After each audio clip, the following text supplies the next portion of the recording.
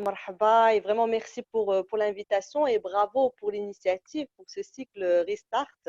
Donc, merci aux participants qui sont là à l'écoute. Merci pour votre présence. Merci à Mustafa Koriba pour sa disponibilité. Et avec toi, Mustafa, nous allons avoir l'honneur de ce soir de clôturer ce cycle qui a rythmé cette période de confinement et qui a alimenté aussi la réflexion des entrepreneurs tout au long de cette période, avec des thématiques pertinentes à chaque fois et des intervenants de haut niveau. Et ce soir aussi, nous ne dérangeons pas la règle puisque nous avons avec nous Mustafa, qui est fondateur et directeur de NASNAD, cabinet spécialisé en stratégie, opération et leadership, qui intervient en Europe, en Asie, Moyen-Orient et Afrique du Nord. Avant cela, Mustafa a passé 25 ans dans des postes de responsabilité au sein de grands groupes multinationaux. Il a également mené de grands projets avec les cabinets de consulting réputés tels que McKinsey, Booz Co. À côté de cela, Mustafa a aussi une autre casquette de formateur auprès d'universités prestigieuses et je ne sais pas comment tu fais pour trouver le temps aussi d'accompagner des entrepreneurs en Angleterre, Afrique et Moyen-Orient avec la fondation Mowgli. Bon, ton profil est très intéressant et multicasquette, donc je focus sur quelques éléments. J'espère que je n'ai rien oublié. Et je vais commencer sans plus tarder ce webinaire avec une première question. On dit souvent que l'innovation naît sous la contrainte et on entend souvent parler d'opportunités à saisir en temps de crise. Est-ce que tu peux nous en donner quelques exemples concrets? Enfin, merci. Bonsoir tout le monde. Pour moi, j'ai beaucoup de chance ce soir parce que je suis encadré non seulement par deux très belles femmes, mais des lumières professionnelles. Je suis convaincu que les deux femmes vont aller très loin. Et c'est un honneur aussi. Et c'est un grand plaisir d'avoir tout le monde sur ce webinaire. Donc, je vais commencer par donner des exemples concrets, étant un peu formé par une culture anglo-américaine, on est beaucoup plus concret et exemple. Et la meilleure façon d'apprendre des stratégies, c'est les histoires, telling story. Dernièrement, je vais partager avec vous une expérience avec un entrepreneur. Je suis aussi gouverneur sur 3 hôpitaux, donc vous allez voir le lien. Eh ben, c'est un monsieur qui a un MBA, qui a décidé de quitter le monde de consulting et de démarrer une petite usine. On parlait tout à l'heure d'usine de textile, eh ben, une petite opération de textile, de couture. Il a engagé des femmes qui ont vu leurs enfants grandir. La moyenne d'âge, je crois, il a 3 à plein temps, elles ont 45 ans, 50. Puis il a un réseau de 50 et ils font des blouses pour le marché industriel et construction. Avec cette crise, son marché a disparu complètement. Il est parti d'un chiffre d'affaires de X à 0. Et là, il s'est cassé la tête parce qu'on a un choix. Ou bien on dit, là, c'est la fin du monde, ou bien on essaie de faire quelque chose. Donc, il a commencé à faire des tests, de faire des blouses pour la production des médicaux en Angleterre. Et c'est à travers, parce que je suis gouverneur, c'est volontaire, sur les hôpitaux. Et comme partout dans le monde, et surtout en Angleterre, on avait un manque énorme, et je dis bien énorme, de protection personnelle et individuelle, PPE, Personal Protection Equipment. Et il a démarré avec ça. Et on a fait des échantillons, on avait fait des tests. Quand ça a marché, hein, il a pris une commande de 500. Voilà. Et je sais que pas mal d'entrepreneurs se sont focalisés sur le marché santé. Donc ça marche. Il y a une très belle histoire aussi d'un groupe de jeunes qui font leur origine, font le lavage des voitures. Vous allez dans les grandes surfaces, ben vous allez trouver des postes. C'est des jeunes, 3-4 personnes qui font le lavage de voitures. Les supermarchés, ce que j'adore chez les hommes d'affaires de temps en temps, derrière toute crise, il y a une opportunité, toujours. Donc, vu la crise, c'est comment attirer les gens dans les grandes surfaces. Comment on fait ça? Donc, on s'assure que les chariots sont nettoyés, on s'assure que le nombre de personnes qui rentrent dans les supermarchés, c'est réglementé. Et quand vous entrez dans les grandes surfaces, c'est un sens unique. Bon, tout le monde a fait ça, mais ce supermarché, ils ont une idée encore meilleure. Ils ont fait appel à ces gens-là qui ont bâti une petite tente où le nettoyage, pas le nettoyage, pas tout à fait le nettoyage, c'est en appliquant des désinfectants, des chariots se fait devant les clients. Donc le client est très, très rassuré parce que le client, qu'est-ce qu'il achète aujourd'hui? C'est pas uniquement le produit. Quand je vais dans les grandes surfaces, la première des choses que j'achète, c'est la sécurité. Ils ont fait ça. Et tout d'un coup, pendant une semaine, ce supermarché a vu une augmentation énorme de personnel. Maintenant, pas mal de personnes font ça. Bon, j'ai cité des exemples pratiques, mais maintenant, je vais citer un exemple un peu à la mode, hein, parce qu'on est dans le digital. Et ben, c'est un jeune que je connais qui n'habite pas très loin de moi. C'est un web designer, donc il fait les constructions des sites, mais aussi il fait du digital marketing, donc marché. Et ben, comme à cause de la pandémie, qu'est-ce qui se passe? Tout le monde s'est mis sur les portables, sur les laptops, pour Zoom. Et parmi ce monde, il y a les grands-pères, les grands-nanas, il y a des gens qui ne sont pas tout à fait à la mode. Donc, ils ont beaucoup de soucis, ils ont besoin de beaucoup de soutien. Par accident, souvent les stratégies, c'est pareil. Il a commencé un business qui est online support et training. Maintenant, il est pratiquement à 100% sur ce créneau. Il y a d'autres exemples, il y a des gens qui font des livraisons sur les camionnettes, sur les motos. Le marché de la voiture à l'échelle européenne, si ce n'est pas mondial, il s'est cassé la gueule parce qu'on voit des réductions de production de l'ordre de 30, 40, 60%. Il y a des usines qui ferment, il y a des usines qui maintenant travaillent un jour par semaine. Par contre, le marché des camionnettes, vannes et des motos, il est en croissance, essentiellement par les livraisons. Si je prends par exemple les marchés, les surfaces, hein, en Angleterre, on a beaucoup de online shopping. Donc, vous pouvez commander votre nourriture depuis des années. Et le marché représente à peu près 5 à 10%. On a passé de 5 à 10% à 60%. Donc, beaucoup de gens font ça. Mais le problème majeur pour les grandes surfaces, c'est les livraisons. Donc, chaque personne qui a un camionnette ou une estafette, il peut faire ça. Le monde du consulting, je ne sais pas chez vous, nous, les comptables, ils sont pris parce que quel est le problème essentiel des petits entrepreneurs? Ils n'ont pas d'argent, c'est le cas, c'est comment gérer, comment faire ça. On a mis en place avec des gens une plateforme d'échange de services pour éviter le cash. Moi, je suis un plombier, j'ai besoin d'un website, et il y a une personne qui se débrouille en développement de site, mais il y a un problème de plomberie. Les deux n'ont pas de cash, mais ils peuvent travailler ensemble. Donc, c'est juste pour vous donner quelques exemples concrets. Il y a une deuxième partie à ta question, Rokhaya, c'est quoi? Ce n'était pas les opportunités aujourd'hui. Le microphone. Rokhaya, tu es en mute. Oui, pardon, j'ai oublié. Oui, Alors, Rokhaya, vas-y. oui, Leïla m'avait mis en mute. Voilà. C'est pas Tu me pratique pour laisses. modérer. C'est pas pratique pour modérer en mute. Mais Pardon, ça fait, c'est bon, pas c'est de souci. résolu. Vas-y.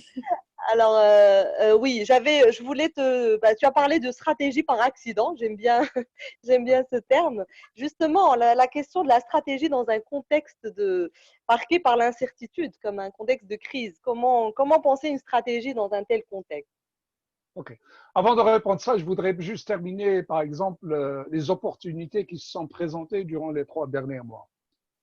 Est-ce que tout le monde, je voudrais dans votre chat, est-ce que tout le monde a entendu du problème du papier hygiénique?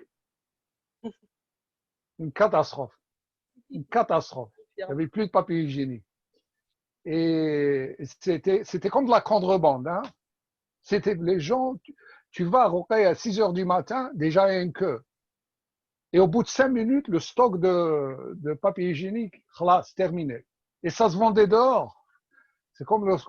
Donc, les secteurs qui sont en croissance, c'est intéressant parce que ça pourrait vous servir. Secteur alimentaire en croissance. Le secteur, par exemple, les livres pour colorer pour les enfants, c'est en croissance. Bien sûr, tout ce qui est Équipement de production individuelle, ça, tout le monde le fait. Netflix. Est-ce qu'il y a des gens qui ont un Netflix? Je regarde Oui, sur le chat. Yeah. j'en fais partie, oui. Ouais, ouais. Est-ce que tu connais le plus grand concurrent de Netflix? Dis-moi, non? Non, j'attends des réponses. Est-ce que les gens connaissent Amazon? On dit Oui, Amazon. théoriquement, prendre. Allez-y, mais c'est pas Amazon. Allez-y plus loin. Ça va vous surprendre. D'ailleurs, j'invite les participants à ne pas hésiter à poser leurs questions. Bien sûr, On on fait en répondra au mesure. fur et à mesure. Donc, n'hésitez pas Ouais. à vraiment interagir avec nous en posant vos questions. Netflix, en mois de mars, je crois, en 3 semaines, même pas 3 semaines, ils ont pris 16 millions d'abonnés. Et ils ont des logiciels intéressants parce qu'ils ne savent pas qui, ils savent le nombre de personnes qui regardent. Leur plus grand concurrent, c'est le sommeil. C'est le sommeil, c'est dormir. Voilà. Tout ce qui est online gaming, online education, et les mobiles, les portables. En Algérie, en Afrique, parce que je travaille avec quelques pays africains, il y a beaucoup de gens où la demande pour les portables, y compris occasion, c'est parce que les gens se mettent sur ça. Les livraisons, les vélos. Autre chose, Leïla, ça pourrait t'intéresser aussi au Maroc. Je suis business angel et pour le mois de mai, on a eu 30% de plus de demandes d'investissement pour les startups. Il y a même pas, je crois, 10 jours. On a fait un truc online et on a eu 30% de plus de demandes. Parce que pendant les moments de crise, la majorité, on va parler de ça un peu plus tard, la majorité des boîtes qui existent autour de nous, qui ont existé, ont démarré suite à une crise ou pendant les crises. General Electric, grande boîte, suite à une crise. HP, suite à une crise.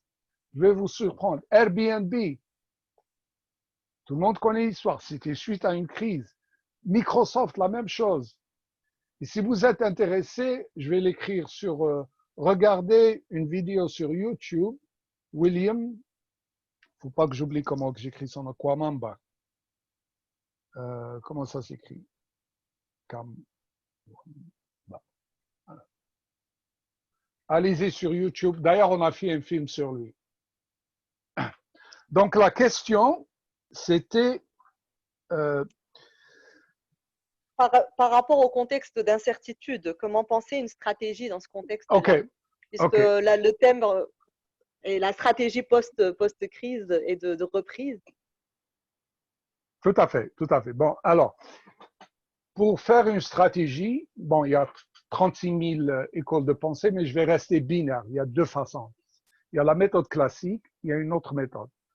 Je vais balayer très rapidement la méthode classique parce que les gens continuent à utiliser ça, bien que c'est pas bon. Et c'est la façon la plus connue. Donc la méthode classique, c'est top-down. C'est le truc classique, c'est on commence, c'est les 3 étapes. Hein. On commence par l'analyse, marché, client, concurrence, etc., etc. Puis on passe à la génération des options stratégiques. Comment on va croire? Est-ce qu'on va avoir une croissance organique? Est-ce qu'on va se baser sur une concurrence sur la base des coûts, etc. Et la troisième partie, c'est l'exécution. Et on utilise les outils classiques, SWOT, Porter's Five Forces, tout ce que vous voulez, Pestel, benchmarking, Canvas. J'annonce ces outils parce qu'il y a beaucoup de gens qui pensent que une fois que je connais l'outil, je sais faire la stratégie. OK? Et ce qui est très, très, très à la mode depuis quelques années, c'est des stratégies à l'horizon 2030. Les pays arabes, ils ont ça. Donc, tous les pays arabes, je pense même, je sais pas au Maroc, même en Algérie, c'est très à la mode à travers l'Europe aussi. 2030 Vision, vous allez entendre ça. C'est 2030. Même à l'hôpital, là où je suis, on a établi une stratégie au mois de février à l'horizon 2030. Toutes ces stratégies, on les fait d'une façon très classique comme ça parce qu'on a peur. On a peur d'une chose. D'après vous, c'est quoi?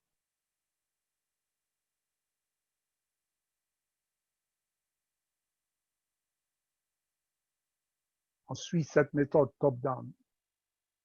On essaie d'éliminer du risque. Pourquoi?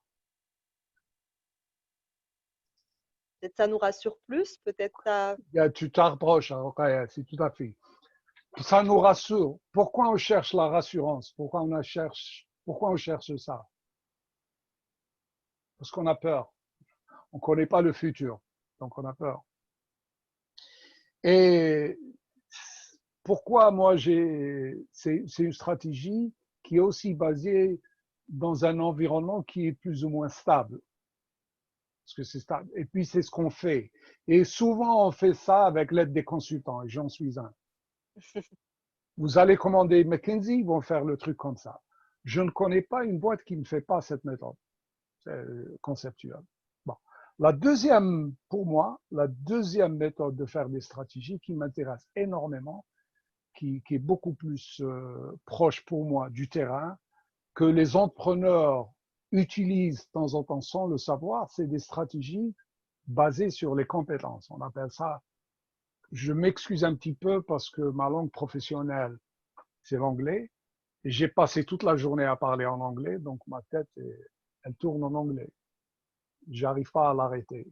Non, Je, allez-y, je vais Mustapha, et mettre je vais mettre attendez, j'ai un truc USB. Je vais faire USB français, en espérant que ça marche. non, je pense que le public C'est bon. arrivera à suivre, sinon on traduira au fur et à mesure. Il n'y a Non, pas de souci. il n'y a pas de souci. Parce qu'il y a des mots qui sont très bien. C'est capability led, c'est les stratégies basées sur la compétence. De façon concrète, je sais faire ça. Ça, c'est qu'est-ce que je peux faire d'autre? Question. Quand je vais vous donner des exemples qui vont vous aider à me suivre. Quand je dis Honda, hein, qu'est-ce qui vous vient à la tête? Voilà, je vais faire sur chat, Honda. Qu'est-ce qui vous vient à la tête?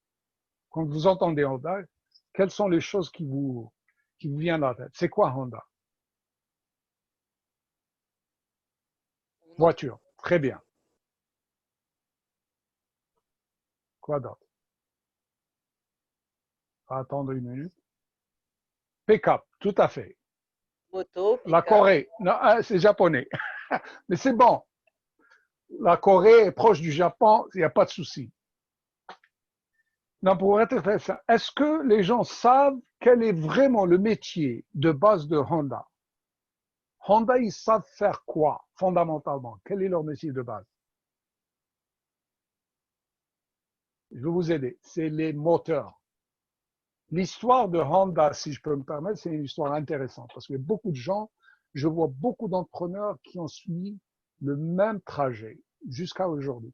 Honda, c'était quoi? C'était un jeune japonais, un ingénieur, qui a demandé à Toyota pour travailler chez eux. Ils l'ont renvoyé. Et suite à la Deuxième Guerre mondiale, à Hiroshima et Nagasaki, il y avait 2 bombes atomiques qui ont pratiquement détruit les villes, pour ne pas dire le Japon. Il a remarqué qu'il y avait beaucoup de personnes qui étaient sur des vélos. Ils avaient du mal. Rappelez-vous de ça. Ils avaient du mal. C'était un problème. C'est ce qu'il a pu voir. Il s'est cassé la tête. C'est un ingénieur. Il a vu quelque chose dans le marché. Rappelez-vous de cette capacité de voir quelque chose. Il s'est dit, moi, je suis un ingénieur. Je sais concevoir.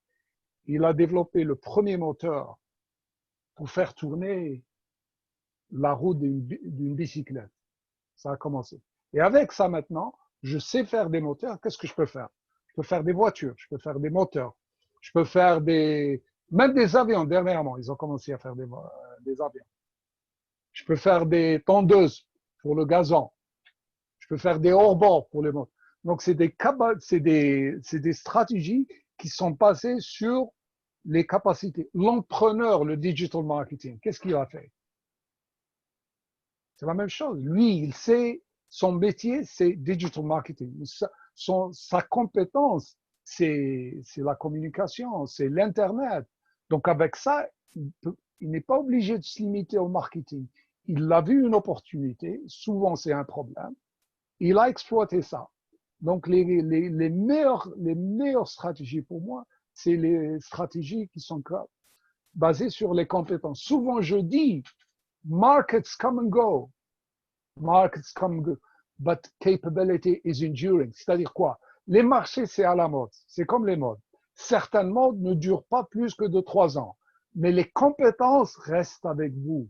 Et le meilleur, parmi le meilleur exemple que j'ai, c'est 3M. 3M, c'est pour moi, masha'Allah. C'est une compagnie qui a des... Vous regardez le Dow Jones, hein, la liste des top 100 compagnies aux États-Unis. Ou vous prenez le FTSE 100 en Angleterre ou le CAC 40 en France, etc., etc. La majorité des compagnies qui sont listées là, la majorité, c'est des compagnies qui existent depuis 20 ans, 30 ans, 40 ans, 50 ans. Vous n'allez pas trouver des compagnies qui ont démarré en 1880. Et ben 3M, elle a démarré en 1880 et des poussières. Et c'est une boîte qui est très forte. Et c'est une boîte qui a systématiquement basé sa stratégie. Je sais faire ça, qu'est-ce que je peux faire d'autre? Peut-être vous la connaissez pas, mais vous connaissez le post-it, hein? Le fameux post-it. La colle qui ne marche pas. Voilà. Tu marches et en résumé, ils étaient dans les mines parce que 3e, c'est Minnesota Mining and Manufacturing. Ils étaient dans les mines, ils se sont trouvés avec un peu de gravier. Ils se sont dit, tiens, c'est pas mal ça. Moi, je sais utiliser le gravier. Est-ce que ça pourrait pas être intéressant de prendre les petits morceaux de gravier et de les coller sur le papier? Et là, du coup, on a du papier à verre. Je sais faire de la colle. Tiens, j'ai une idée. Je prends la colle et je prends une bande de plastique transparente et je mets la colle sur ça. Ça, c'est quoi? C'est du scotch que vous utilisez, les bandes magnétiques, etc., etc. Donc, c'est vraiment, c'est les meilleurs exemples de stratégies qui sont basées sur les capacités. Alors, il y avait quoi d'autre? Et pour rentrer un peu plus concret, si vous avez besoin d'outils, un des meilleurs outils, c'est l'outil le plus simple de la stratégie que tout le monde utilise. Si je peux me permettre de rajouter une autre phrase, et on fait rien avec. C'est le SWOT. Le SWOT, en anglais, je dis it fails the so what. SWOT, c'est les forces, faiblesses, opportunités et menaces, ok, en français. En anglais, strength, weaknesses. Et les stratégies SO, c'est-à-dire j'ai une compétence, comment exploiter ma compétence pour tirer profit d'une opportunité dans le marché. Les entrepreneurs font ça tout le temps. Et dans une situation d'incertitude, on ne peut pas planifier. Parce que vous faites un plan, une semaine, là, c'est parti. C'est les meilleures méthodes de stratégie. J'ai une compétence, est-ce qu'il y a une opportunité dans le marché maintenant que je peux exploiter? Et je dis souvent, au moment de crise, never let a crisis go to waste. Donc, et c'est des stratégies qui sont dynamiques. Pourquoi? Parce que j'ai une compétence, j'essaie quelque chose dans le marché. Si ça ne marche pas, je recalibre ma stratégie, je refais. C'est beaucoup d'essais, donc c'est des trucs stratégiques qui sont beaucoup plus dynamiques. Par contre, du top-down, généralement, on fait ça sur plusieurs jours dans les hôtels. Et une fois que c'est terminé, notre stratégie risque d'être devenue camisole de force. Parce qu'on a passé du temps, on a payé McKinsey 1 million d'euros, on ne va pas quand même jeter ça. Comment? Et beaucoup de compagnies se sont cassées la gueule parce qu'ils étaient emprisonnés par leur stratégie. Kodak, c'est incroyable. Ils avaient la technologie numérique en 74. En 74, ils avaient ça. Mais ils étaient engagés sur la stratégie traditionnelle. Et derrière, Fuji vient, il leur casse la gueule. Nokia, c'est fou. Le succès du iPhone, c'était quoi? C'était l'écran tactile. Hein? C'était ça. C'était toucher l'écran. Et bien Nokia, ils avaient ça 2 ans à l'avance. 2 ans à l'avance. Ils auraient pu exploiter ça. Alors que non, on a une stratégie, il faut continuer. Le 70, ça marche. Et voilà. Donc, les stratégies qui sont basées sur les compétences, vous trouvez une opportunité, vous essayez. Si ça ne marche pas, ça ne veut pas dire que c'est failure. Ça veut dire juste ça ne marche pas. Essayez autre chose. Il faut aller rapide. Juste, je voudrais terminer sur un point, ce qui est vraiment important.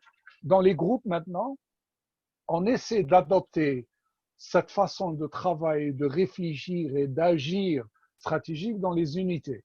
Maintenant, pour les grands groupes, on cherche des entrepreneurs qu'on appelle intrapreneurs. Parce qu'on veut que c'est les gens qui vont diriger ce qu'on appelle, quand j'étais à ICA, on appelait ça SBU, Strategic Business Unit. Donc des unités de business stratégiques. Moi, je les appelais speedboats. Parce qu'il fallait comme un bateau de course. Et si tu travailles pour moi, tu as un speedboat. La première règle que les gens gèrent cette unité comme si c'était ta propre entité. Ça appartient à toi. On fait ça parce qu'il faut aller vite, parce qu'il faut être dynamique. Une fois qu'il y a une opportunité, il faut en profiter. Écoutez, je peux aller encore plus loin que ça, mais je m'arrête ici. Alors, je vais juste récapituler et attendre aussi les questions des participants. N'hésitez pas, pour ceux qui viennent de rejoindre, à nous poser des questions via le chat. Alors, tu nous as parlé, voilà, des fondamentaux par rapport aux stratégies, et notamment des deux grandes écoles, l'école classique du top-down et l'école basée sur la compétence, où on retrouve aussi les principes du design thinking autour voilà, du besoin, de l'itération aussi, parce qu'il n'y a pas d'échec, il y a juste, on alimente le cercle et on expérimente de nouvelles choses. Tu nous as parlé aussi de l'importance de l'agilité. On ne parle plus de stratégie à horizon de 10 ans, on parle peut-être de stratégie, surtout dans ce contexte incertain, peut-être de quelques mois, et pour nous permettre de nous adapter rapidement. Et peut-être aussi, tu nous as donné finalement le secret du succès, c'est ce fameux couple entre un besoin réel avec une compétence et des capacités de l'entrepreneur. C'est ce qui fait le succès. En tout cas, tu nous as cité des exemples concrets sur ça. Je vais peut-être revenir sur une discussion qu'on avait eue la dernière fois sur, j'avais aimé cette comparaison, toi qui travailles sur plusieurs pays, entre les modèles anglo-saxons et modèles francophones par rapport à ces questions de stratégie justement et d'agilité. Je ne sais pas si tu peux nous en parler brièvement. Ok, je vais commencer par un exemple qui m'est venu à l'époque. Il y a quelques années, j'étais chez Rodia, directeur responsable d'une unité qui faisait pas mal dans la chimie. Je suis pas chimiste, hein, je comprends rien à la chimie. Donc on avait à peu près 38 sites et on avait 4 business units. Donc, dont l'une faisait de la pharmacie. Il y avait des autres qui faisaient autre chose, qui étaient dans les parfums, faisaient notamment tout ce qui est la vanille synthétique, etc. Mais dans la partie pharmacie, leur thinking, la façon dont ils réfléchissaient sur 25-30 ans. Moi, je vais mourir, je ne vais pas vivre 20 ans, 30 ans, écoutez. Et comme par hasard, je connaissais le vice-président de Cisco. Tout le monde connaît Cisco, l'Internet. Pour les entrepreneurs, je vous invite à regarder Cisco. Rappelez-moi à la fin, je vais vous parler de ce que Cisco font en termes de stratégie. Rappelez-moi, c'est très important pour vous. Rappelle-moi, Leila, c'est un truc. Ça pourrait les intéresser. Et le plan stratégique de Cisco était sur combien de temps d'après vous? Non, mon équipe, il réfléchissait 15-20 ans. Cisco, d'après vous, sur combien de temps? Leur planning horizon, leur horizon. Dites-nous. Quelqu'un peut deviner? En train de regarder le chat. 5 ans, ouais. Quoi d'autre? 30, 30 quoi? 25 ans, 30 ans. OK, quoi d'autre? 10 ans. 6 mois. Je connais pas 6 mois. Nawal. C'est Nawal. Elle va gagner le prix. Hein. Nawal, 6 mois. Pourquoi 6 mois? C'est pas parce qu'ils sont. Parce qu'en Europe, dans le monde latin, on va dire, leur point de vue du monde anglo-saxon, c'est des gens qui sont court terme. C'est un des préjugés. Et de l'autre côté, de la même façon, nous, on regarde les latins comme c'est des gens bureaucrates.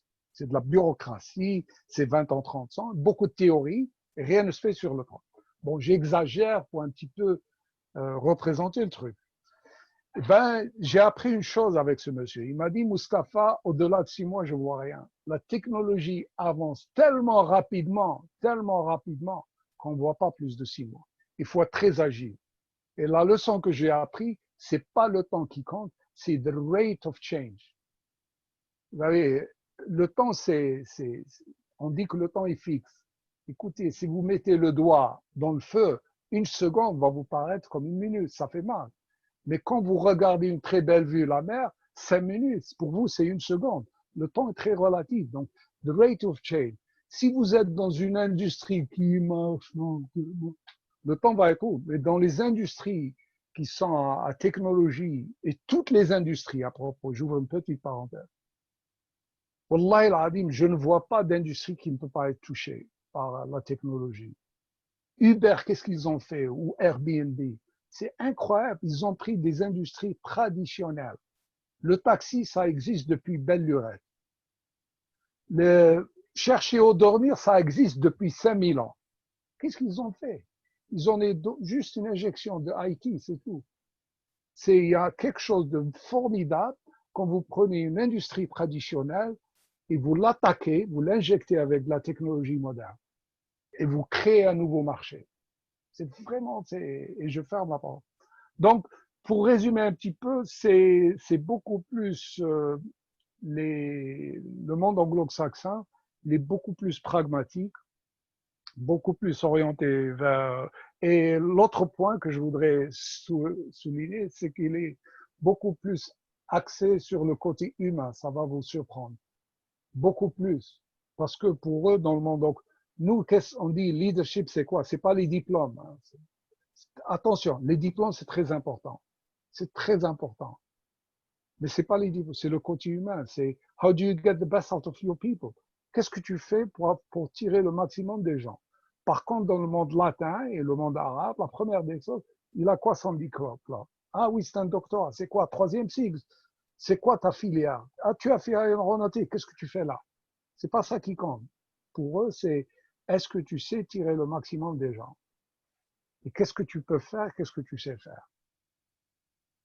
Mustapha, justement, une question un peu plus concrète dans le vif du sujet. On parle beaucoup d'élaborer des scénarios plus que des stratégies dans Ok, des contextes de crise, hein.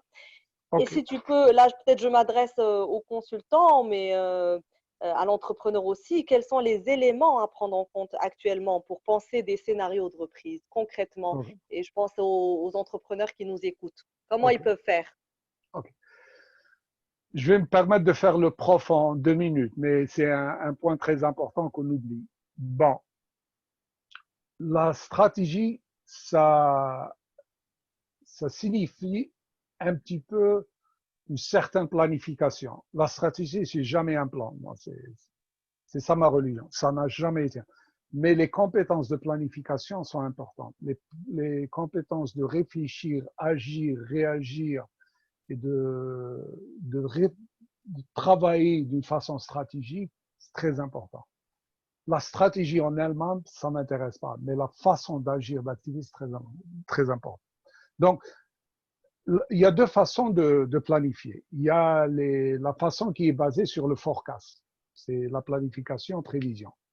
Truc classique, on regarde les données historiques, qu'est-ce qu'on a fait l'année passée, les dernières années. On regarde le marché, on va du passé vers le futur. 3% de croissance, les coûts, on a 10%, donc il va augmentation, machin, 2-3%. Okay. Ça marche. Mais les scénarios, je vais faire comme j'ai dit, professeur, on commence du futur. On se dit, qu'est-ce qui va se passer dans 2 mois, dans 3 mois? Et on revient marche arrière. Exemple pratique. Travailler avec un jeune. Question qui se pose. Je l'ai dit tout à l'heure. Qu'est-ce qui se passe avec l'industrie automobile, transport? Il est en chute libre. Est-ce qu'on pense, scénario, dans le futur, est-ce qu'on pense que les gens, l'industrie automobile, enfin, dans le sens, est-ce que il y aura le marché de l'automobile va continuer à croître? On va se poser une hypothèse, d'après vous. Dans 6 mois, est-ce qu'il y aura un besoin d'automobile aussi important qu'auparavant? Et quelle est la concurrence? Qu'est-ce qui s'est passé pendant la pandémie qui a attaqué le marché automobile?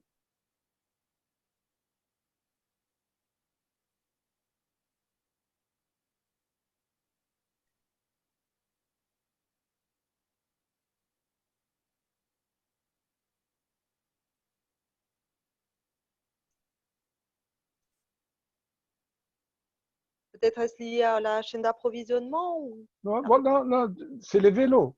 C'est les vélos. Les gens se mettent sur les vélos. Il y a une croissance énorme de vente de vélos, pour rester très simple.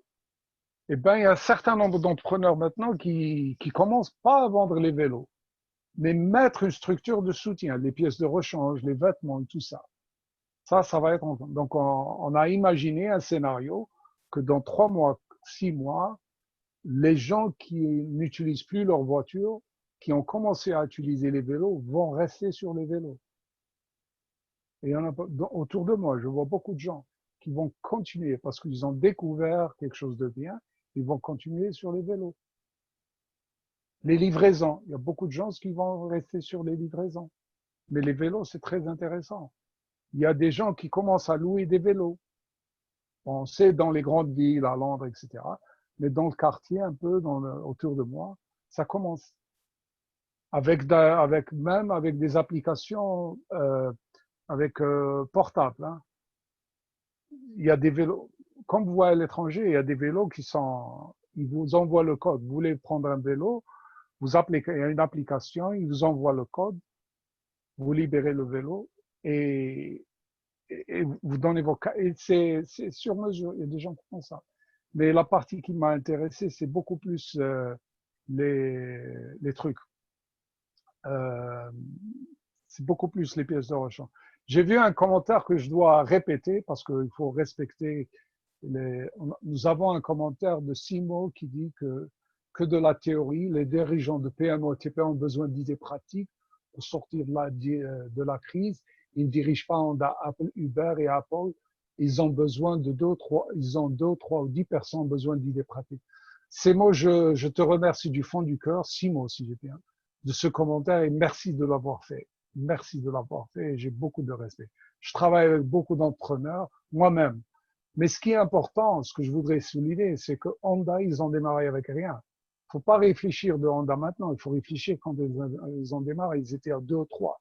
Personne n'est né grande boîte. Uber, la même chose. Uber, ils ont démarré quand 10 ans. Ils ont commencé à 2 ou 3. C'est pour vous donner des idées, c'est pour apprendre. On dit que la meilleure façon d'apprendre, c'est de l'expérience de soi-même. Mais on peut apprendre des gens. On peut. Les idées pratiques pour faire une stratégie pour vous, voilà ce que je prends. Parce que les idées pratiques, ça varie de marché de marché. Pour les scénarios, qu'est-ce qu'on fait? On prend une équipe, par exemple, 6 mois avec ton équipe, on va faire un brainstorming. Je ne sais pas dans quel marché tu es. Je l'ai fait avec les gens du vélo. Je ne sais pas, alimentaire. On dit, d'après vous, vous connaissez le métier, qu'est-ce qui va se passer dans 3 mois, 6 mois? Et on va prendre 2 ou 3 scénarios. Et pour chaque scénario, on va mettre un plan. Comment on va l'exploiter? Trottinette électrique. Et on essaye. L'avantage d'être 2 ou 3, si ça ne marche pas, on peut rechanger. Pour vraiment être pratique, pour chaque secteur, que ce soit alimentaire, IT, textile, à 3 mois, 6 mois, parce que la reprise est maintenant. Et on passe du temps aujourd'hui à faire des petits plans sur 3 à 6 mois en fonction du secteur du marché dans lequel tu évolues et imaginer 3 ou 4. Les meilleurs scénarios, c'est pour moi best case, ça va être bien. La moyenne, OK, et catastrophe. On prend les 3 scénarios, on va se dire, dans 3 mois, c'est ce qui va se passer. Qu'est-ce qu'on fait maintenant? On a également une... Pardon. Mustafa, on a également une question par rapport à comment élaborer de M. Ajoti, par rapport à la stratégie, comment élaborer une stratégie en tenant compte des objectifs de développement durable. OK. Voilà, si tu peux apporter un éclairage. J'invite vraiment je vous invite, Simo et les autres, à poser vos questions pratico-pratiques, justement, à profiter de cet échange, à nous poser vos questions directement et on les soumettra à Mustafa. N'hésitez pas. Donc, je te laisse répondre à cette question par rapport aux objectifs de développement durable. Toutes les grandes boîtes font des trucs, toutes les grandes boîtes ont des activités au développement rural, mais il y a beaucoup d'entreprises qui sont dans ce secteur. On a ce qu'on appelle ici social enterprise, donc c'est des entreprises qui ont un objectif social et qui dégagent des résultats. Un exemple très pratique, On a beaucoup, vous connaissez l'Angleterre, c'est le fish and chips. Tout le monde sait ça? Poisson et des frites. Donc, c'est des, quand on utilise, j'ai oublié le mot en français, on utilise de l'huile, ok, pour faire les frites, Friture. Oui. les fritures. Qu'est-ce qu'on fait avec cette huile? Il faut s'en débarrasser. Ça coûte de l'argent. Ben, un entrepreneur qui a commencé ça, formidable. Il va chez ces messieurs-là, il le paye pour qu'ils récupèrent de l'huile. Est-ce qu'il y a quelqu'un qui a une idée qu'est-ce qu'il va faire avec cette huile? On Qu'est-ce a qu'on notre peut faire avec nous? version marocaine de cette entreprise aussi. On a notre Qu'est-ce qu'ils font Youssef avec Chankor. ça? Qu'est-ce qu'ils font Alors, au Rocaille? alors, je pense que c'est lié à l'énergie. Ils produisent de l'énergie avec ça. Je n'ai pas les détails. Nawel, peut-être, justement, je vais la voir réagir. Elle connaît peut-être le modèle un peu mieux. Je Je sais sais, qu'ils recyclent les huiles, mais ils font peut-être qu'elle avec. peut nous dire.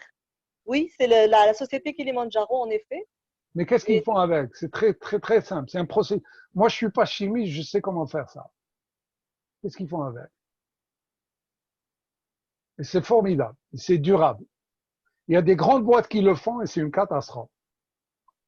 Ils font tu es très proche, énergie. Mais je vais l'écrire.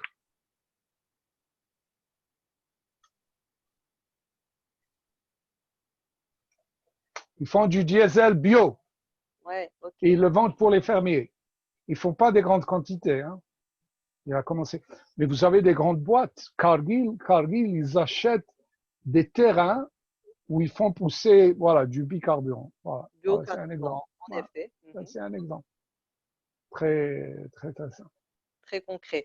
On Yeah. avait une autre question par rapport aux nouveaux métiers.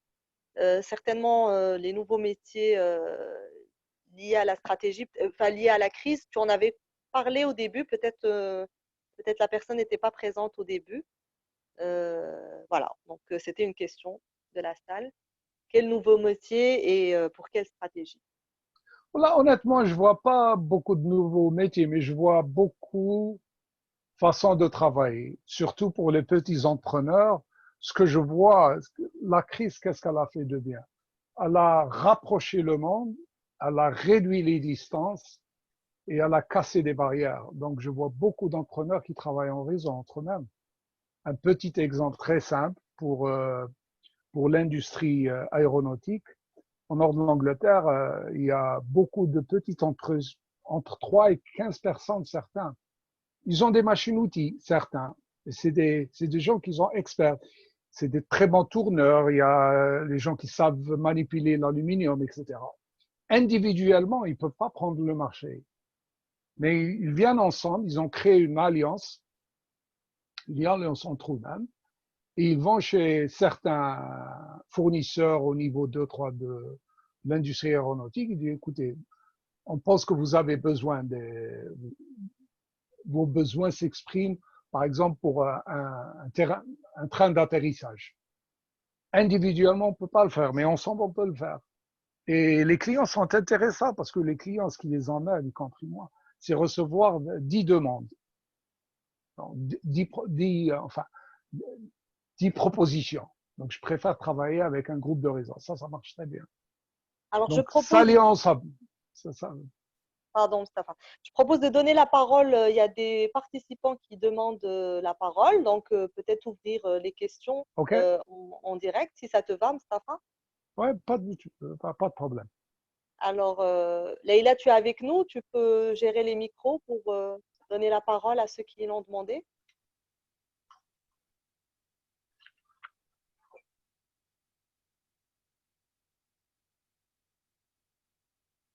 En attendant, peut-être, on a une question pratico-pratique de Nawel qui demande quelles sont les étapes, step by step, comment designer, concevoir une smart strategy. Oh, Donc, c'est quoi une smart strategy? Nawel, Est-ce que c'est dans le sens specific measurable ou est-ce que c'est dans le sens d'une stratégie intelligente? elle dit c'est efficiente. Peut-être, Nawel, est-ce que tu peux intervenir peut-être pour expliquer ta question? Leïla, est-ce que tu peux moi, j'ai pas la main sur les micros, donc Moi désolée. non plus. Moi non plus. Je Mais on peux peut pas. OK, mais on peut D'accord, sur chat. Sur chat, c'est bon. Micro. d'accord. En attendant que Leïla puisse intervenir pour libérer la parole, euh, alors elle parle de smart pour elle et c'est efficient. Efficient. Encore ça. Je sais pas comment te répondre. Une stratégie qui est efficiente. Bon, là, honnêtement, je ne sais pas. J'ai pas compris la question. Une stratégie qui est efficiente, ça veut dire cost-effective, qui dépense pas d'argent. Là, ça veut pas cost-effective. Ah, OK, c'est cost-effective. Ouais, j'ai compris. Donc, c'est une stratégie basée sur les coûts, c'est ça. C'est pas dans le sens de porteur. Small T. OK.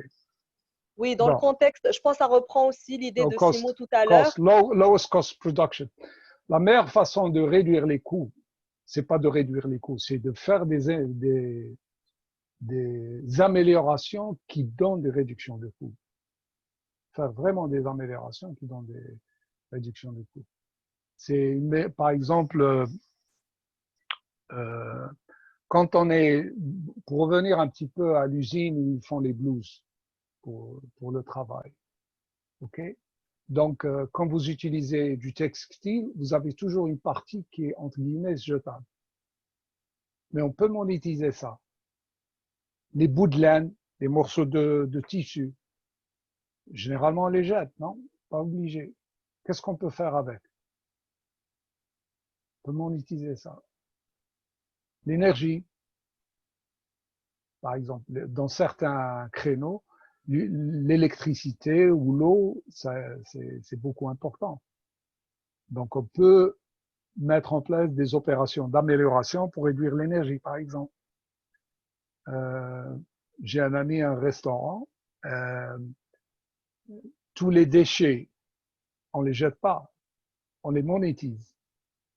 Parce qu'il y a un fermier, il a un élevage de porcs, c'est ce qu'on lui vend. Il y a des techniques qu'on appelle lean manufacturing. Pas faire tout un cours sur ça. Kaizen, il y a toutes ces techniques qui permettent la réduction de coûts. Le point de départ, c'est l'analyse détaillée de votre processus. Vraiment très, très, très détaillé. Qu'est-ce que vous faites? Et chaque fois, vous posez la question, est-ce que ce processus ajoute de la valeur ou des coûts uniquement? S'il rajoute de la valeur, vous le mettez à côté, vous ne l'oubliez pas. Mais toutes les activités qui ne rajoutent pas de la valeur, il faut poser les questions. Est-ce qu'on peut s'en débarrasser? Je vais choquer Kayla,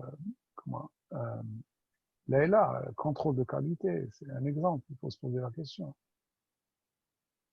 Moi, je me rappelle, j'avais recruté quelqu'un, on avait réduit le département de Cali, on avait 150 personnes. Il dit, vous êtes fous. Je dis, mais maintenant j'ai 2500 parce que je suis responsable de mon travail, je suis responsable de la qualité de mon travail. Comment peut-on répertorier les compétences pour les métiers verts par rapport à les boîtes polluantes? Comment peut-on répertorier les compétences pour les métiers verts? Concevoir les répertoires des compétences pour les métiers verts. Je sais pas de quoi il parle. Est-ce que c'est des compétences techniques? Il y a toutes les Là, techniques de. Pardon? je pense que Leïla est de retour, donc vous pouvez activer votre micro pour ceux qui veulent intervenir. Je pense qu'il y avait Monsieur Ajoti tout à l'heure qui voulait poser une question. Est-ce que vous nous entendez? Est-ce que vous pouvez poser votre question directement, s'il vous plaît? Oui, Oui. merci. Là, j'ai eu ma réponse, mais pas ce que j'attendais. Je voulais comprendre, c'est surtout pour les jeunes entrepreneurs et qui doivent réfléchir un peu aux objectifs du développement durable. Comment faire dans le cadre d'une stratégie de leur initiative. Voilà, approfondir davantage, s'il vous plaît. Si je vais essayer de reprendre la question, vous me corrigez. C'est très important que je comprenne Donc, pour les jeunes entrepreneurs qui sont dans le développement durable, c'est ça. Qu'est-ce qu'ils doivent faire? Est-ce que c'est la question? Là, je l'entends pas. Il a perdu le micro. Est-ce qu'on peut faire ça sur chat? Leïla, si tu m'entends, est-ce que tu peux donner le micro à Driss? Oui, Mustapha, normalement, le micro. Il est sur mute. Oui, Il est c'est sur bon mute. maintenant. Oui, Oui, normalement, tout le monde. Il faut répéter, tout répéter, Driss, s'il te plaît. Voilà, ma question, elle concerne pratiquement tous les jeunes qui sont dans l'entrepreneuriat social. Et donc, je me dis comment, à côté, réfléchir à ce qu'est ils sont dans le cadre du développement durable, donc comment, dans leur stratégie, intégrer ce volet des objectifs du développement durable pour contribuer au niveau national à cette problématique. OK. Bon, je vais essayer de reprendre petit à petit et tu me dis si ça commence à... Pour moi, quand on parle du développement durable ou social, c'est trop large, trop théorique. Il faut bien cibler son marché. On est sur quel créneau? Il ne faut pas tout toucher au développement durable. Il faut bien choisir, il faut bien être clair. C'est quel créneau? C'est le recyclage, c'est l'utilisation de l'énergie. Je te donne un exemple. En Éthiopie, on a travaillé avec quelqu'un, ce que j'ai adoré en lui, les gens utilisent du kérosène. Vous savez ce que c'est le kérosène? C'est un liquide, c'est du paraffine qu'on utilise dans les armes. C'est très mauvais, très dangereux. Ils utilisent ça pour faire de la cuisine, hein, mais pour la lumière aussi. Donc c'est très clair, bien choisir. Il y a d'autres qui récupèrent, par exemple, les fruits qui commencent à être un peu, pas mauvais, mais un peu à moisir, pas tout à fait. Ils ont développé un processus pour sécher les fruits, les tomates, etc. Okay. Donc, il faut vraiment bien choisir, être très clair sur quel créneau il est. Très bien savoir. Il faut aussi considérer quelles sont les compétences qu'ils peuvent utiliser pour exploiter ce marché. Donc, mais répondre d'une façon générale, je ne sais pas faire ça. Je préfère cas par cas ou groupe par groupe. On avait une autre personne qui avait levé la main pour poser une question. Allez-y.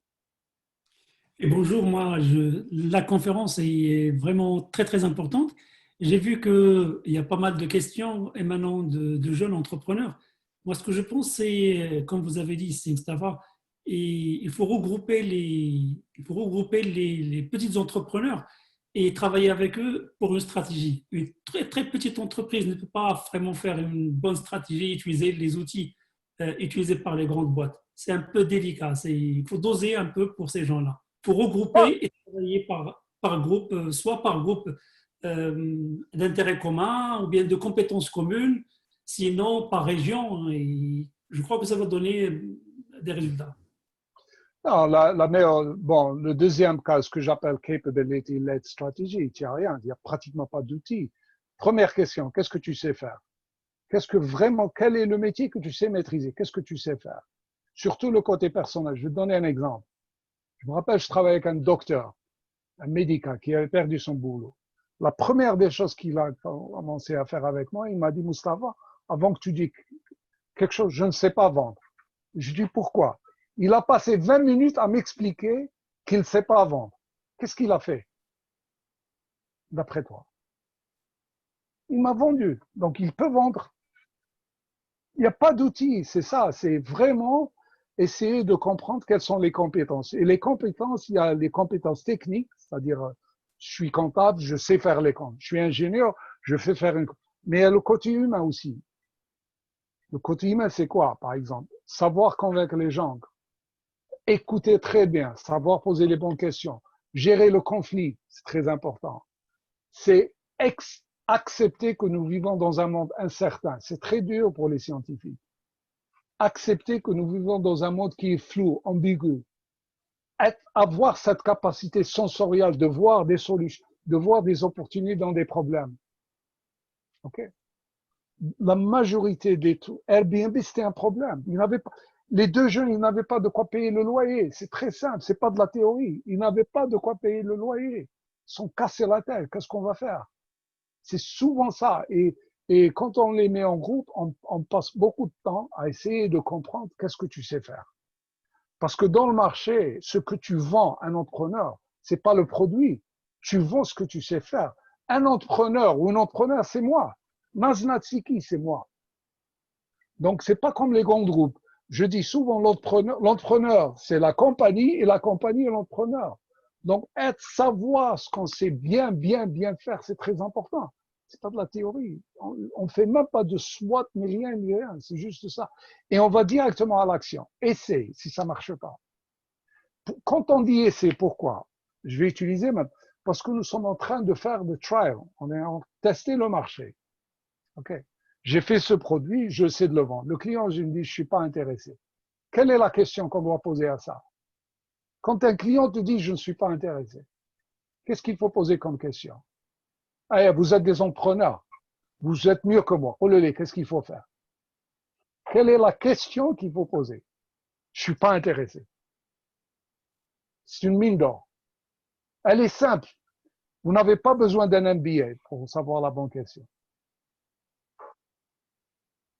Faut identifier. Ça, c'est de la théorie. C'est pas de la théorie, excuse-moi. Je suis client.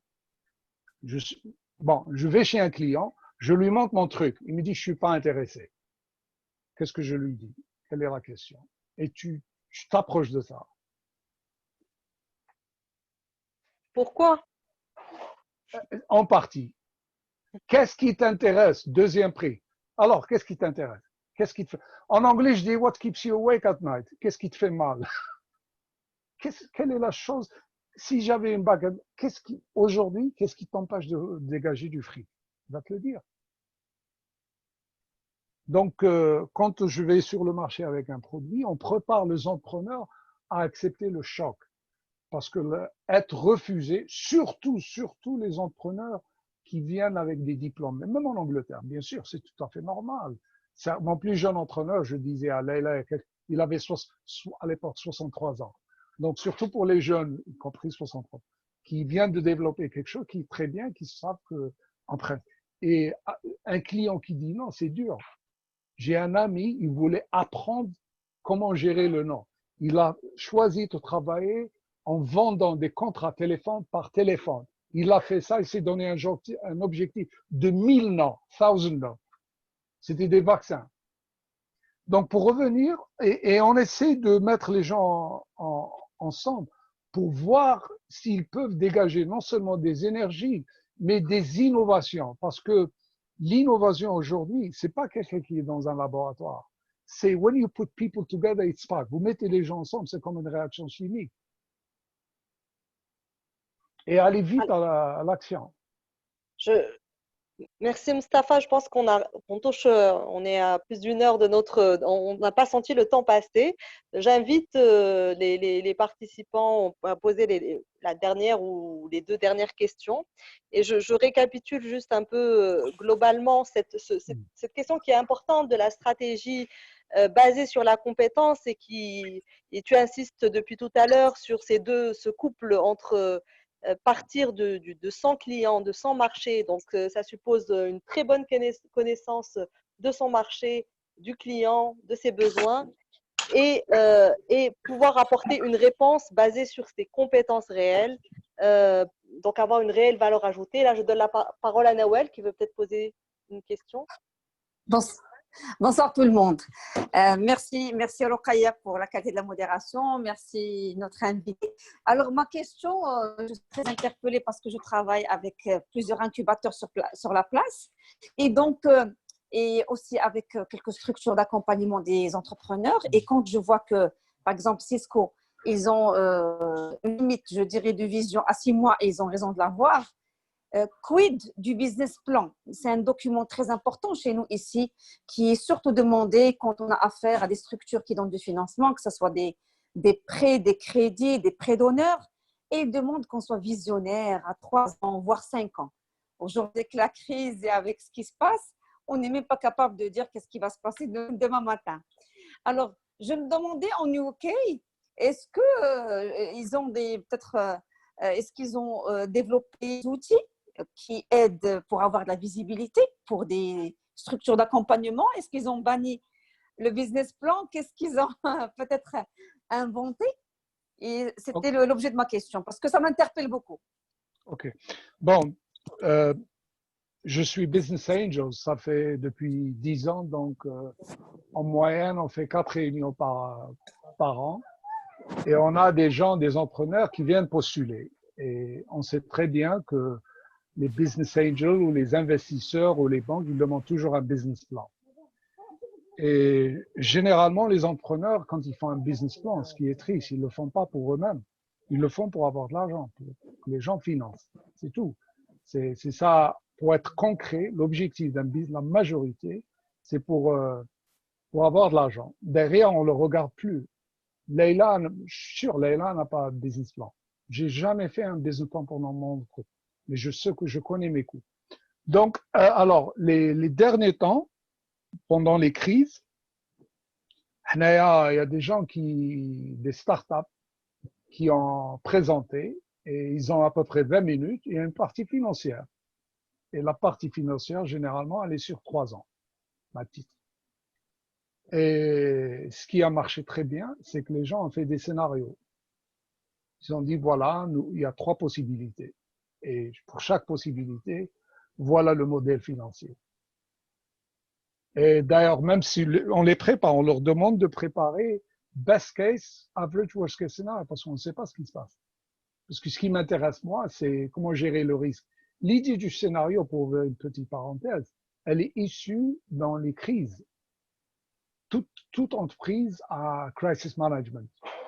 Si on a perdu les systèmes IT, donc on met en place. Moi, je me rappelle, j'ai eu un feu.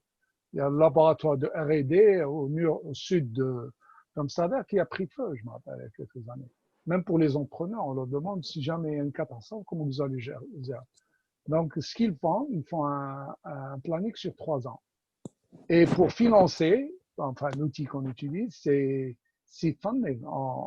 C'est les options, c'est comme Cisco, Google font. Bon, je ne vais pas te donner la totalité de l'argent, je vais te donner tant d'argent qui va t'aider jusqu'à la date pour nous, c'est mois de septembre. On a une visibilité un peu floue entre maintenant et le mois de septembre. On a une visibilité entre maintenant et le 4 juillet. Je sais ce qui va se passer. Le 4 juillet, septembre, après le mois de septembre, c'est entièrement flou. Donc, on me dit, voilà, tu me fais un planning, tu me fais un cash flow jusqu'au début juillet, jusqu'au mois de septembre, et on regarde derrière.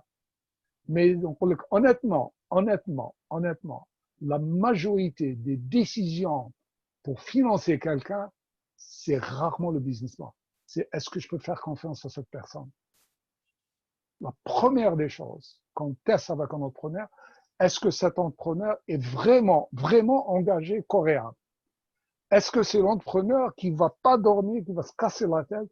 Est-ce que c'est l'entrepreneur au premier échec qui va continuer? Est-ce qu'il a ça?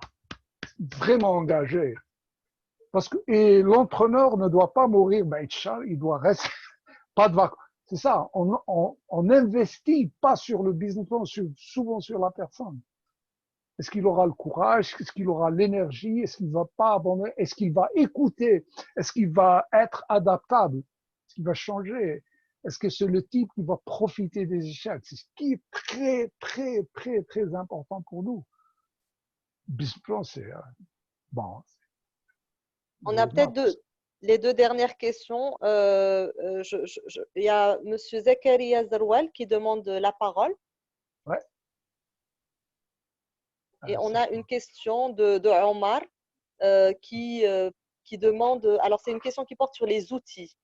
Selon vous, selon toi, Mustapha, les outils performants pour concevoir une stratégie d'entreprise qui s'ouvre sur l'international. Ah, très bonne question. Très, très bonne question. Il y a 36 000 outils. Bon, on va pas faire le cours, regardez les matrices de, attends, je vais l'écrire, hein. Ansoff, c'est pas mal. Il y a BCG, c'est pas mal. Il y a quelque chose qui est très bien qui est GE McKinsey.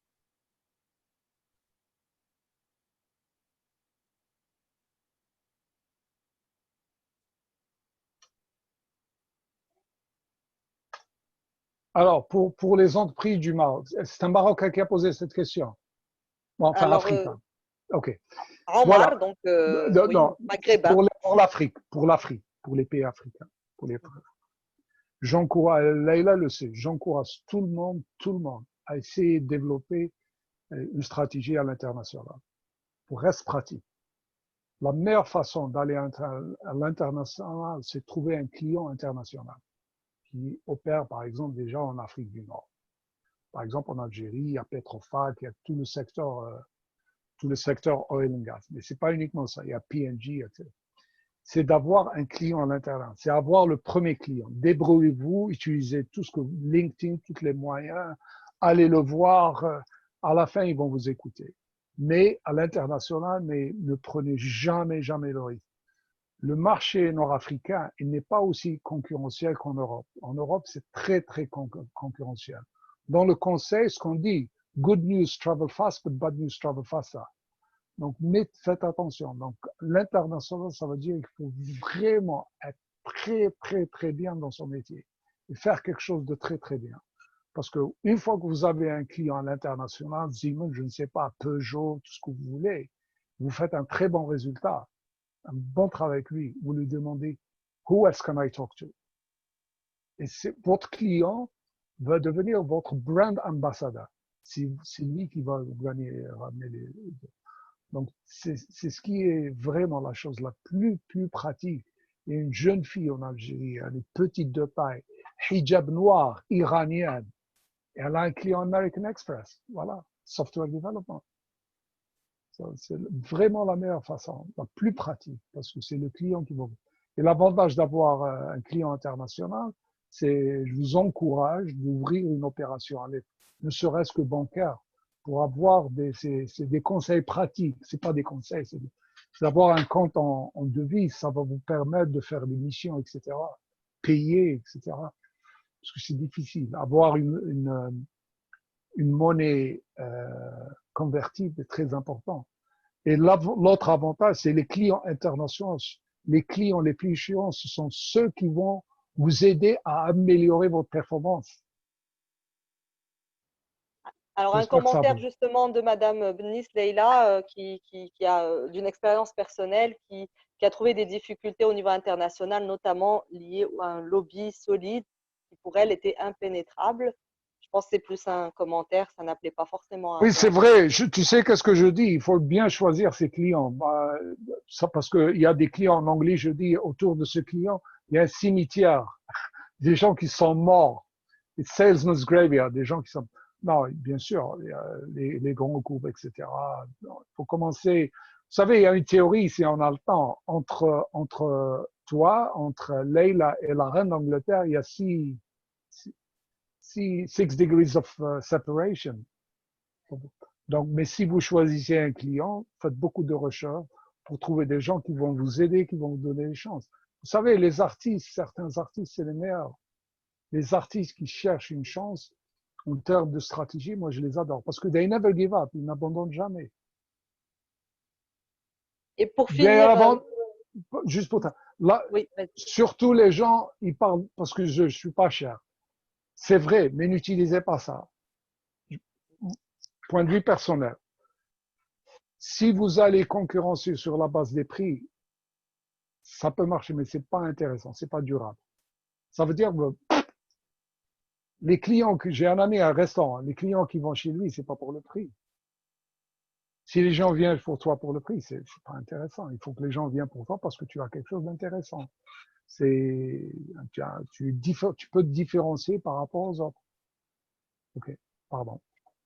On a Driss Hatoshi qui a bien suivi le séminaire parce qu'au début, tu nous as parlé de Cisco, tu nous as dit, je vais en parler à la fin. Ok. Cisco, et te rappelle. Ah, ok, Et bah, peut-être très on bien. finira sur ça parce que je vois qu'on Ok. a quand même dépassé le temps imparti, mais Il n'y a vas-y. pas de souci. Bon, pour moi, il n'y a pas de souci. Cisco, qu'est-ce qu'ils ont? Il y a beaucoup de boîtes qui font ça. Ça pourrait vous intéresser. Cisco, j'espère qu'ils ont. Il y a aussi la banque Goldman Sachs.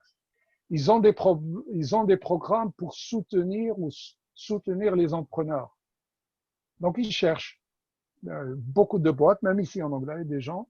Bon, ils offrent un soutien technique, je pense même financier, sont intéressés par les entrepreneurs. Ils choisissent les meilleurs. Ils les encadrent en autrement. Vous savez pourquoi ils font ça? C'est très bien. Pourquoi? Parce que eux, ils cherchent les idées. C'est la meilleure façon. Bon, j'ai mon équipe de R&D et tout ça, mais je suis très intéressé par les gens qui font ça. Google, ils ont Google Ventures. C'est pas de la théorie. Ils ont toute une structure. Ils font ce qu'un entrepreneur fait. Ils regardent, ils cherchent des opportunités. Ils trouvent des petites boîtes, des petits messieurs qui font des trucs. Parce qu'aucune société a démarré grande. Ils ont tous commencé comme les gens, comme les entrepreneurs. Il n'y a aucune raison pour qu'un des jeunes Marocains ne soit pas un Bill Gates dans quelques années. Aucune raison. Wallah, aucune raison. C'est pas de la théorie. Donc, Cisco, ils ont des programmes. Si vous arrivez à trouver, s'ils le font toujours, ça pourrait vous intéresser. Et ils les mettent ensemble. Les incubateurs, pourquoi on les fait ça? C'est l'échange. Là, on a quelques-uns autour d'ici, on les met ensemble. Non seulement pour les aider, mais on cherche aux interactions. Et il y a beaucoup de choses qui se font. Avec le type qui a commencé le biodiesel, c'était pas un chimiste. C'est un type qui était intéressé par ça. Il s'est allé à un chimiste. Maintenant, il a une petite usine. Et c'est ce qu'il fait. Ça a commencé. Beaucoup. Vespa, c'est toujours tout. Et les meilleurs entrepreneurs, c'est les couples, hein, comme Steve Jobs et Steve Wozniak. Souvent. OK? Bah, écoute, Mustapha, peut-être un dernier mot de la fin. Moi, j'ai envie de dire, si tu veux clôturer sur un dernier conseil type ou voilà ou leçon Alors, quelques apprise. dictons que j'utilise toujours, Leila, c'est pour les entrepreneurs, pour moi, be good at what you do, money will follow you. Sois bon à ce que tu fais, l'argent va te suivre. Be good at what you do, money will. L'autre que j'adore, parce que je suis entouré de ce Covid-19, je suis volontaire sur des hôpitaux, on a beaucoup de choses difficiles, on a des gens qui sont en désespoir. Et je connais des gens qui ont perdu leur business, c'est une catastrophe. Et je dis, the seed of hope grows in the abyss of despair. La fleur de l'espoir pousse dans l'abîme du désespoir. Je vais les écrire. The seed of hope grows in the abyss of despair. L'autre qui pourrait vous intéresser, il y a un scénario qu'on utilise, j'ai oublié, on utilise toujours do nothing scenario si on fait rien. C'est la base. So, if you fail to plan, you will plan to fail. Très difficile à traduire. Si vous ne planifiez pas, vous êtes en train de planifier pour un échec. En effet. Plan, ça ne veut pas dire 120 000 sur Microsoft. Dites-moi, top 3 actions. Qu'est-ce que vous allez faire? Top 3. If you fail to plan, if you fail to plan, you will plan to fail. On te demande de l'écrire justement, Mustapha, s'il te plaît. Bon, alors, je vais te l'écrire. Et If you fail to plan, ça veut dire que tu es en train de planifier you plan to fail. Donc, l'autre, c'est Darwin. C'est pas l'entrepreneur qui va réussir, c'est pas le plus fort. C'est celui qui sait s'adapter. Ça vient de Darwin. C'est la théorie, la biologie. C'est dans les meilleurs micro-organismes ou ce que vous voulez qui réussissent à survivre, ce ne sont pas celles qui sont fortes. Ce sont ceux qui peuvent s'adapter. Parce que toutes les grandes boîtes qui ont disparu, ils ne sont pas adaptés. Les boîtes qui ont réussi, c'est les gens qui sont. Tu démarres aujourd'hui dans dans un marché, tu n'es pas obligé d'en rester dans le même marché. Toutes les boîtes que j'ai connues, il y a des gens qui commencent dans une activité et ils terminent. L'entrepreneur, celui qui a démarré dans le digital marketing, je suis absolument convaincu qu'il va rester sur ce créneau. Parce que le marché développement, website, digital, est très à la douzaine, vraiment. Et le marché qui va être en croissance, c'est ce qui est online gaming, éducation, support. Parce qu'on oublie le reste du monde. L'Angleterre, qui est théoriquement un pays moderne, il y a beaucoup de gens qui ne savent pas utiliser l'Internet, qui sont coincés, qui ont des marques. Donc, on te remercie, Mustapha, pour OK. toutes ces sages paroles et on retient beaucoup de choses de cette heure et un peu plus passée ensemble, notamment vraiment l'importance de se concentrer sur ce qu'on sait faire et ce qu'on sait bien faire. Finalement, c'est ce qui nous démarque dans un marché concurrentiel et aussi de voir derrière la crise toutes ces opportunités qu'elle peut nous offrir et de savoir faire preuve d'agilité dans ce contexte de crise particulière. Je passe la parole à Leïla qui avait un mot de la fin aussi. Et je remercie tous les participants de leur écoute et de leur participation active, vraiment. Et merci encore, Mustapha. Leïla, à toi la parole.